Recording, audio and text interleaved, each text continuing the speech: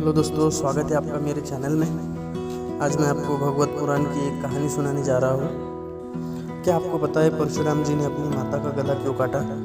तो चलिए दोस्तों, आज की कहानी शुरू करते हैं। ये घटना उनकी पितृभक्ति, कर्तव्यनिष्ठा और कठोर तपस्या का प्रतीक मानी जाती है। परशुराम जी का असली नाम राम था। वे सप्त ऋषियों में से एक थे। ऋषि जमदग्नि और उनकी पत्नी रेणुका के पुत्र थे। जमदग्नि ऋषि बहुत ही ज्ञानी और तपस्वी थे।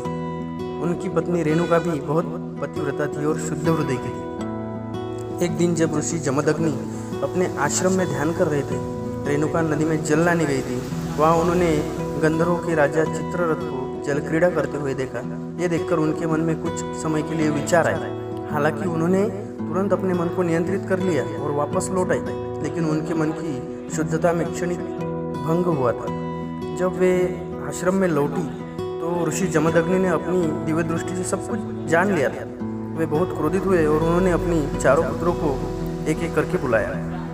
उन्होंने अपने सबसे बड़े पुत्र से कहा, यह अशुद्ध हो गई है, इसका सिर धड़ से अलग कर दो। लेकिन पुत्रों ने अपने पिता की आज्ञा नहीं मानी।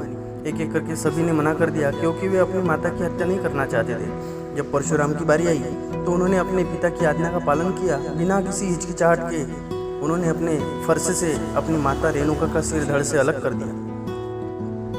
जब परशुराम ने यह कार्य पूरा किया तो ऋषि जमदग्नि ने बहुत प्रसन्न होते हुए कहा कि मैं तुम्हारी पितृभक्ति से बहुत प्रसन्न हूँ, जो चाहे वरदान मांगो। तो परशुराम जी ने 3 वरदान मांगे। मेरी माता जीवित हो जाए और उन्हें याद न रहे कि मैंने उन्हें मारा था। दूसरा, मेरे भाई जिन्होंने आपकी आज्ञा नहीं मानी वे अपनी स्मृति वापस पा लें और सामान्य हो जाए। तीसरा, मैं युद्ध में कभी ना हारूं और मुझे लंबी आयु मिले। ऋषि जमदग्नि ने तुरंत परशुराम से सभी वरदान स्वीकार कर लिए।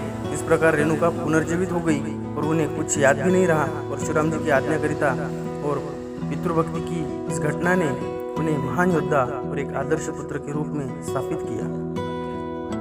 इस कथा का महत्व बताते हैं। ये कहानी अक्सर कर्तव्य, आज्ञाकारिता और पितृभक्ति की पराकाष्ठा के रूप में देखी जाती है।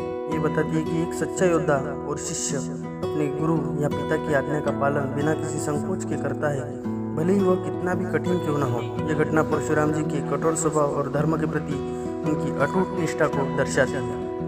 थैंक यू दोस्तों। अगर आपको ये कहानी पसंद आई तो प्लीज़ लाइक, शेयर और सब्सक्राइब करें।